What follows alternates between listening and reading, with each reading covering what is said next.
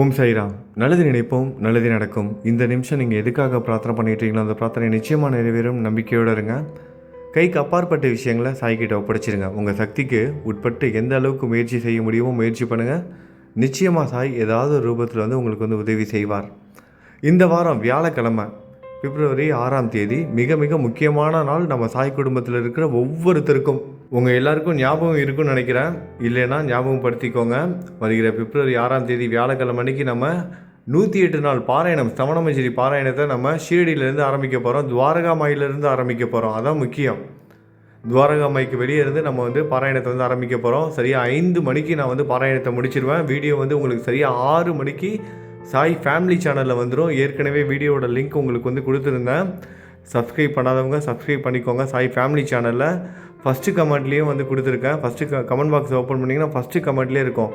லிங்க்கை கிளிக் பண்ணி சேனலை சப்ஸ்கிரைப் பண்ணிவிட்டு பெல் பட்டன் ஆன் பண்ணிக்கோங்க. அதே மாதிரி டிஸ்கிரிப்ஷன் பாக்ஸ்லேயும் கொடுத்துருக்கேன்.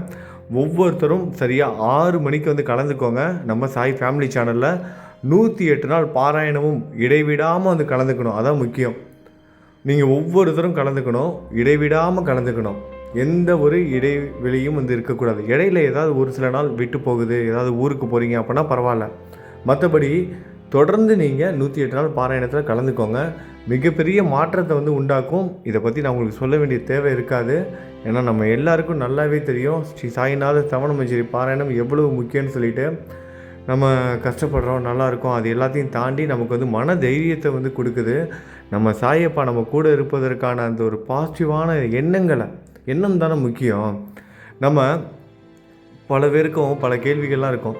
ஒரு சில பேர்லாம் வீடியோ தலைப்பு பார்த்துட்டு போவாங்க. இறைசக்தி என் கூட இருக்கா, எப்படி தெரிஞ்சுக்கிறது? கடவுள் உங்கள் வீட்டில் இருக்காரா, சாய் உங்கள் கூட இருக்காரா, அதை எப்படி தெரிஞ்சுக்கிறது அப்படின்னு இந்த மாதிரி தலைப்பெல்லாம் பார்த்தோம் அப்படின்னா உடனே அந்த வீடியோவை கிளிக் பண்ணி பார்ப்போம். சரி, நம்ம எப்படி தெரிஞ்சுக்கலாம், அதை போய் நம்ம ட்ரை பண்ணி பார்ப்போம்னு சொல்லிட்டு. ஆனால் ஒரு விஷயத்த நல்லா யோசிச்சு பாருங்களேன். சாய் எல்லார் இடத்துலையுமே இருப்பார்.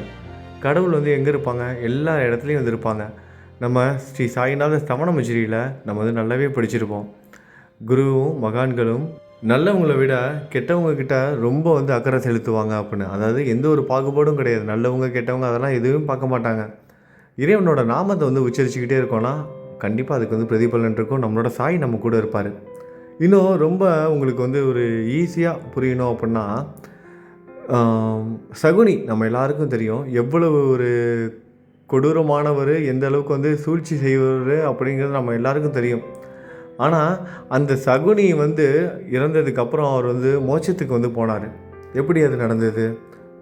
பொழுதன்னைக்கும் கிருஷ்ணனை பற்றியே யோசிச்சுக்கிட்டே இருந்தார். இவன் கிருஷ்ணன் என்ன பண்ணுவான் நாளைக்கு, இப்போ என்ன பண்ண போகிறான், இப்போ என்ன பண்ணிக்கிட்டு இருப்பான், நாளைக்கு என்ன பண்ண போகிறான்னு சொல்லிட்டு எப்போ பார்த்தாலும் அவனோட எண்ணம் ஃபுல்லாக கிருஷ்ணனை பற்றியே தான்.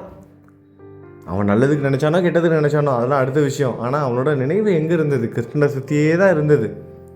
அதனாலேயே பகவான் கிருஷ்ணனுக்கு சகுனி ரொம்ப பிடிக்குமா. பார்த்துக்கோங்க, அவன் நல்லது நினைக்கிறானோ கெட்டது நினைக்கிறானோ, அவன் நல்லவனோ கெட்டவனோ, ஆனால் கடவுளே நினச்சிக்கிட்டு இருந்தான் பாருங்களேன். அதுக்கு கிடைச்ச ஒரு பரிசு தான் அவன் இறந்ததுக்கப்புறம் அந்த மோட்சத்துக்கு போனான். உங்கள் எல்லாருக்கும் நான் என்ன சொல்ல வரேன்னு புரிஞ்சிருக்குன்னு நினைக்கிறேன். நம்ம ஒவ்வொரு நேரத்துலையும் ஒவ்வொரு கஷ்டமான சூழ்நிலையிலையும் ஒரு சில விஷயத்தில் மறந்துடுறோம். அப்படி மறக்கவே கூடாது. நம்ம கூட நம்மளோட சாய் இருக்கார். எப்போதுமே அவர் நமக்காக நம்ம கூடவே பயணம் செய்துட்ருக்கார். நம்மளோட வாழ்க்கை முழுவதும் பயணம் செய்துட்ருக்காரு. எல்லா சூழ்நிலையிலையும் நம்ம பின்தொடர்ந்து வந்துக்கிட்டு இருக்காரு நம்மளோட சாய். நம்ம கஷ்டப்படும் போது அந்த கஷ்டத்தை தாங்கிற மன சக்தியை, மன தைரியத்தை கொடுக்குறது நம்மளோட சாய் தான். இதை நம்பணும். அதை விட்டுட்டு சாய் என் கூட இருக்காரான்னு தெரிஞ்சுக்கிறதுக்கு பதிலாக நம்ம சாய் கூட இருக்கமான்னு ஃபஸ்ட்டு யோசிக்கணும். அவர் ஏன் நம்மளை விரட்டி அடிக்க போகிறாரு? அவர் நம்ம கூட தான் இருக்கார். நம்ம தான் அவரை விட்டு விலகி போய் நின்றுக்கிட்டு அவர் நம்ம கூட இருக்காரா இல்லையான்னு செக் பண்ணிக்கிட்டு இருக்கோம். ஆனால் அவர் என்றைக்கே அது மாதிரிலாம் செக் பண்ண மாட்டார். அவரோட நாமத்தை நம்ம ஜெபம் பண்ணால் போதும், அவர் நம்ம கூடவே இருப்பார். அதான் சரியாக புரிஞ்சுக்கோங்க. ஸ்ரீ சாய்நாத சமணமஞ்சரி இந்த பாராயணம் மிகப்பெரிய ஒரு அற்புதம். ஸ்ரீ சாய்நாதரை போற்றி துதிப்பாடும் ஒரு விஷயம். மற்றபடி மந்திரங்களாக இருக்கட்டும், இல்லை வேறு ஏதாவது பூஜைகளாக இருக்கட்டும், அதெல்லாம் பார்த்திங்கன்னா நம்மளோட பிரார்த்தனைகள் நிறைவேறுவதற்கு அது இதுன்னு சொல்லிட்டு 1008 காரணம் இருக்கும். அந்த மந்திரம் அதுக்கு, இந்த மந்திரம் இதுக்கு, இந்த பூஜை இதுக்கு, அந்த பூஜை அதுக்குன்னு. ஆனால் ஸ்ரீ சாய்நாத சமணமஞ்சரி பார்த்திங்கன்னா நம்மளோட வேண்டுதல், நம்மளோட பிரார்த்தனையோடு கூடிய ஒரு துதி, இறைவனை பற்றி நம்ம துதி பாடுவதற்கான ஒரு வாய்ப்பும் இருக்கும். அதே நேரத்தில் நம்ம பிரார்த்தனை நிறைவேறுவதற்காக பிரார்த்தனை செய்கிற முறையாகவும் அது அமைஞ்சிருக்கு. அதான் முக்கியம். அது மட்டும் இல்லாமல் சாய் வந்து இருக்கும்போது அவர் முன்னால் வந்து பாடப்பெற்ற ஒரு நூல் அது. ஸ்ரீ சாய்நாத சமண மஜ்லி தாஷ்கன் அவர்கள் பாபா இருக்கும்போதே அவருக்கு முன்னாடி வந்து பாடிட்டார். பாடி அவர்கிட்ட வந்து ஆசீர்வாதம் வாங்கிட்டார். பாபா இதை யாரெல்லாம் பாராயணம் பண்ணுறாங்களோ, இதை யாரெல்லாம் படிக்கிறாங்களோ அவங்க எல்லாருக்கும் வந்து நீங்கள் வந்து நல்லது செய்யணும் பாபா அப்படின்னு ஆசீர்வாதம் வாங்கிட்டார். பாபாவும் உத்தரவாதம் கொடுத்துட்டார். அதனால தான் ஸ்ரீ சாய்நாத சமண மஜ்லி ரொம்ப ரொம்ப முக்கியமானது. ஒவ்வொருத்தரும் வந்து கலந்துக்கோங்க.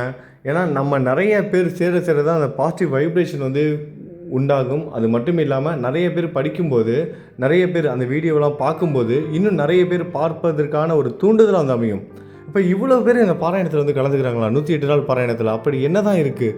அப்படி எல்லோரும் நம்புகிறாங்களே, உண்மையிலுமே இது உண்மையா அப்படிங்கிற அந்த ஒரு விஷயத்தை நம்ம கொண்டுட்டு போய் சேர்ப்பதற்கும் நம்ம ஒவ்வொருத்தரும் வந்து உதவி செய்யலாம். நீங்கள் ஒவ்வொருத்தரும் இந்த அற்புதமான வேலையில் நம்ம எல்லோரும் வந்து ஒரு பங்களிப்பாக இருப்போம். நீங்கள் நம்ம எல்லோரும் ஊர் கூடி தேர் இழுத்தா தான் தேர் வந்து நகரும்.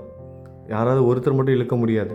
எல்லாருமே வரும். நீங்கள் மட்டும் இருந்தால் மட்டும் இழுக்க முடியாது, நான் மட்டும் இருந்தாலும் இழுக்க முடியாது. நம்ம எல்லோரும் ஒன்றா சேர்ந்தால் தான் இழுக்க முடியும்.